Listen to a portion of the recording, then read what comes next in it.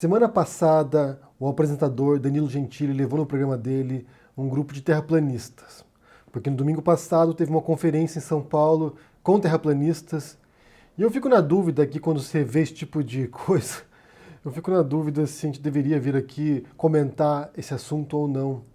Porque também não sei até que ponto que isso não dá visibilidade para eles. Mas como isso está acontecendo agora, e você nesse momento, em 2019, tem 11 milhões de brasileiros que acreditam em Terra plana, ou seja, é muita gente que está agora entrando nesse universo, é importante contestar certas bobagens que são ditas. Porque, de fato, o silêncio acaba contribuindo também para o crescimento deles. Se as pessoas se recusam a contestar mentiras, falsidades e absurdos, isso dá espaço para eles. De fato é um dilema, na verdade é um dilema. Você não contestar dá espaço e você contestar dá visibilidade. Ou seja, é um dilema e a gente tem que encarar aqui, escolher alguma coisa, e eu acho que é importante comentar isso. Porque é um fenômeno que tem se propagado principalmente por causa das redes sociais. O YouTube é uma grande plataforma de propagação de teorias conspiratórias, incluindo a Terra plana. O que não deixa de ser surpreendente, porque nós imaginávamos que, com a era digital, as pessoas seriam mais esclarecidas, teriam acesso à informação correta, verdadeira, e o que você tem visto é justamente o contrário. Você tem visto a internet sendo utilizada para obscurantismo, para anticiência, para propagação de teorias insanas e que tem conquistado muitas pessoas. Porque as pessoas querem acreditar nas coisas. E quando você entra nesse loop de conteúdo que vai te fornecendo sempre a mesma coisa, que é como funciona o algoritmo das redes sociais, você começa a consumir um conteúdo, a plataforma identifica o seu comportamento e vai te mandando cada vez mais conteúdo semelhante. Então você entra num abismo de informação e as coisas parecem fazer sentido. Porque o modo como eles mostram parece que faz sentido. Então, o que eu quero comentar aqui primeiro, como eu disse, você tem esse dilema, se você fala sobre eles, você dá visibilidade, e aqui a gente cai num aspecto que é estudado pela psicologia, que é chamado de efeito da verdade ilusória. É quando você recebe uma informação falsa, uma teoria conspiratória, por exemplo, e o fato de você ter recebido aquela informação em algum momento na sua vida, quando você recebe ela de novo, posteriormente, a tendência é que você pense que ela é verdadeira. Então você vê isso muito com teorias conspiratórias de fato, na televisão, ou certos gurus. A pessoa vai lá na televisão, ou no rádio, ou na internet, joga aquela informação para você, mesmo sendo falsa, e depois, em outro momento, você ouve de novo aquela notícia, aquela informação, e ela te parece verdadeira. Esse é um dos principais argumentos para evitar ficar dando visibilidade para esse tipo de teorias malucas. De certo modo, também, foi o que naturaliza certos discursos extremistas entre as pessoas, como o do Bolsonaro, por exemplo. Você vê durante anos ele indo para a televisão, programa do Luciano Gimenez, CQC, do Pânico, onde quer que seja, você vê a pessoa aparecendo constantemente e isso vai tornando normal aquilo que ele diz, embora seja absurdo, embora seja grotesco. E isso tem ocorrido também com a Terra plana. Como há muita gente falando sobre isso agora, o que acaba acontecendo é que naturaliza esse discurso. Isso é o que a gente tem que evitar, é não aceitar que isso seja normal. Que você veja pessoas propagando algo que é claramente falso, como se fosse verdadeiro. Então esse é o primeiro ponto. O que eu quero fazer hoje, sobre essa entrevista do Danilo Gentili, é pegar alguns pontos que foram mencionados ali pelos terraplanistas e mostrar as falácias lógicas que eles utilizam. Vamos pensar agora em nível argumentativo, nível de construção do argumento dessas pessoas. Como é que eles operam mentalmente para tentar justificar e defender suas posições. Então os terraplanistas incorrem em algumas falácias lógicas que são facilmente identificáveis. A primeira delas é o argumentum ad ignorantiam, que seria em português apelo à ignorância. Que funciona basicamente assim. Eu, indivíduo, Henry, eu não posso confirmar se a Terra é esférica. Eu, quando olho o mundo, empiricamente, como eles usam muito o termo ali, empiricamente, né, através da experiência, eu empiricamente olho o mundo, vejo o horizonte, uma linha reta.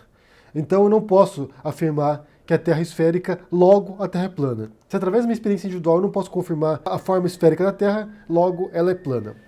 Essa é uma falácia lógica, porque se você não pode contestar empiricamente algo, não quer dizer que o oposto seja verdadeiro. Não quer dizer que outra teoria seja verdadeira.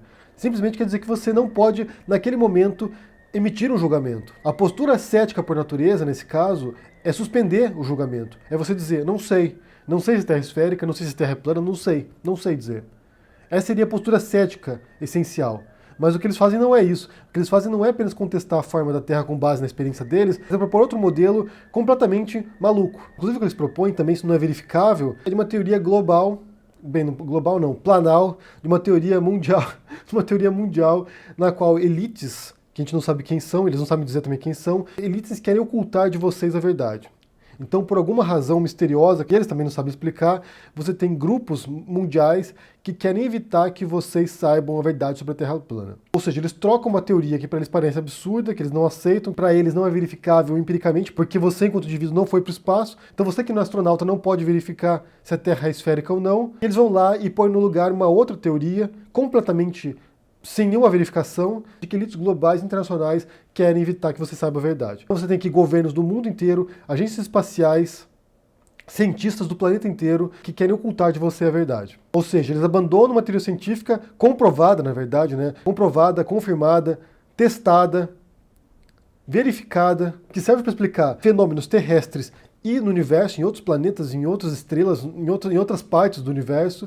Eles trocam esse modelo científico, essa teoria científica, por uma teoria conspiratória que não pode ser verificada. Que evidências eles apresentam para uma conspiração global que querem ocultar a verdade de vocês? Nenhuma. Inclusive, essa aqui é outra falácia lógica, né, que se chama onus da prova. Em latim, o termo integral é onus probandi incubit equide dicit noi equi negat, que é o ônus da prova, depende de quem afirma, de quem fala e não de quem nega. Na ciência, você tem o ônus da prova. Os cientistas vão lá e comprovam que a Terra é esférica de diferentes modos, dos mais diferentes modos, inclusive. Você pode, se quiser, assistir a estação espacial filmando a Terra, sobrevoando a Terra e filmando a Terra.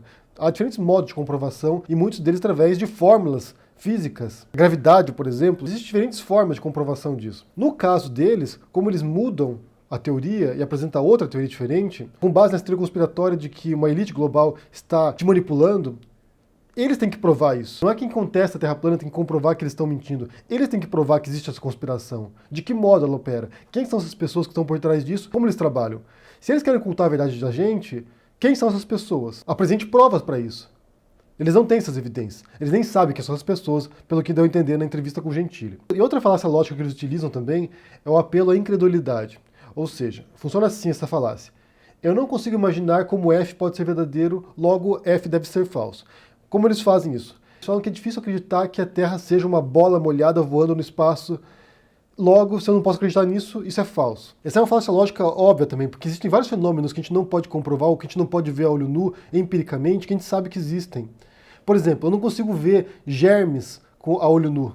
Não consigo. Nem por isso eu vou suspeitar que eles não existam. Bactérias, vírus. Mas aqui os terraplanistas podem afirmar que a gente pode ver os germes no microscópio. Ou seja, a gente pode confirmar empiricamente isso. E de fato, você pode sim olhar no microscópio e ver os germes, ver bactérias, ver certos vírus. Porém, por outro lado, você nem pode confirmar que a Terra é esférica observando de um satélite. Do mesmo modo que o microscópio é um instrumento que você pode usar para observar fenômenos ínfimos, minúsculos, você também pode usar ferramentas e instrumentos para observar fenômenos macro, como satélites, como ônibus espaciais, como espaçonaves. Ou seja, são instrumentos diferentes. A diferença é que, para você observar um vírus, você pode ter acesso a um microscópio no laboratório da sua escola, se tiver, e no caso do planeta como um todo, tem que ser algo que seja fora da órbita terrestre. Mas nos dois casos, podem ser verificados empiricamente usando as ferramentas corretas para isso. Então, onde eu percebi, eles usam muitas falácias e muitas incorreções metodológicas, no sentido de ciência mesmo, de como praticar ciência, do espírito científico por trás daquilo que eles fazem. Porque um dos princípios elementares da ciência é o falseamento.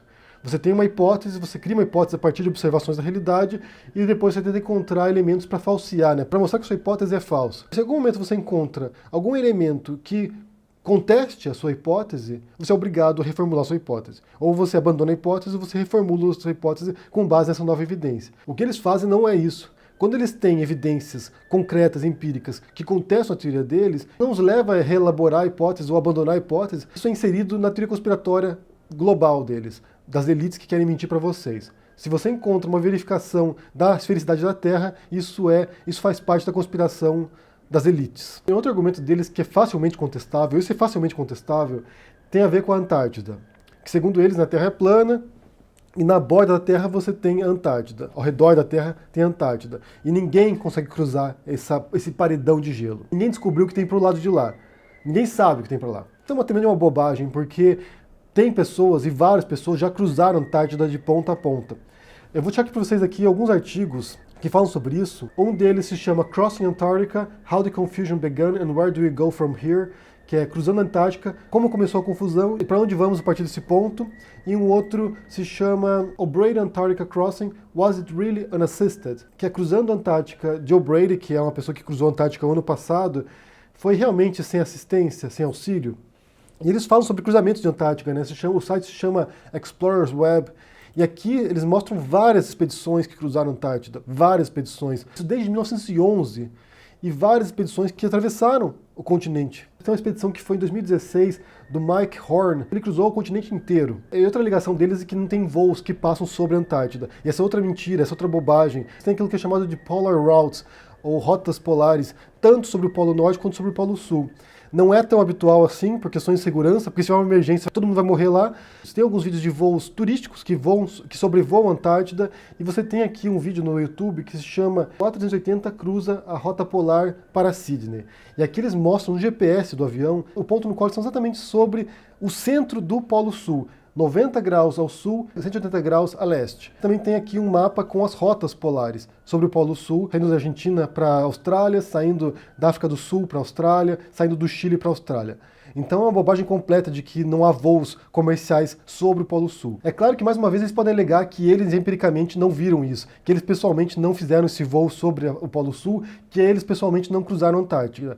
Mas aí fica difícil você ter conhecimento, porque se você precisar verificar pessoalmente todas as informações, isso é impossível, isso é impossível. Você não pode pessoalmente confirmar que existem átomos, por exemplo. Você não pode pessoalmente confirmar que existe os átomos da água, H2O. Tem uma porção de coisas que a gente não pode confirmar empiricamente, com nossos próprios olhos, com nossos próprios sentidos, e que existem, que a gente sabe que existe, e que são utilizados diariamente para uma porção de dispositivos que a gente possui, ou para a nossa vida cotidiana mesmo. Você não precisa ver a eletricidade passando pelos cabos do seu computador ali para saber que funciona. Ou seja, esse argumento dos sentidos, de você ter que ver pessoalmente as coisas, não é válido para muitas coisas. E não é válido também para essa questão da Antártida. Por exemplo, como eu disse, você tem várias pessoas que cruzaram o Polo Sul, tanto de avião quanto a pé, andando pelo Polo Sul, que cruzaram isso desde 1911. Então a ideia deles do que é a Terra é uma grande bobagem, que não se confirma nem na teoria e nem serve para explicar muitos fenômenos que a gente observa na natureza e no universo,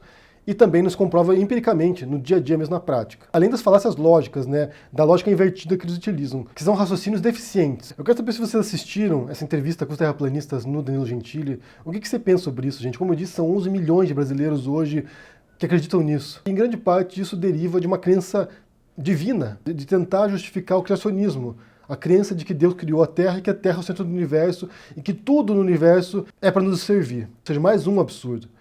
Eu quero saber o que vocês pensam sobre isso aqui, deixe no comentário, deixe o joinha, assine o canal, ajude no apoia e a gente se vê por aí. Abraço e até mais.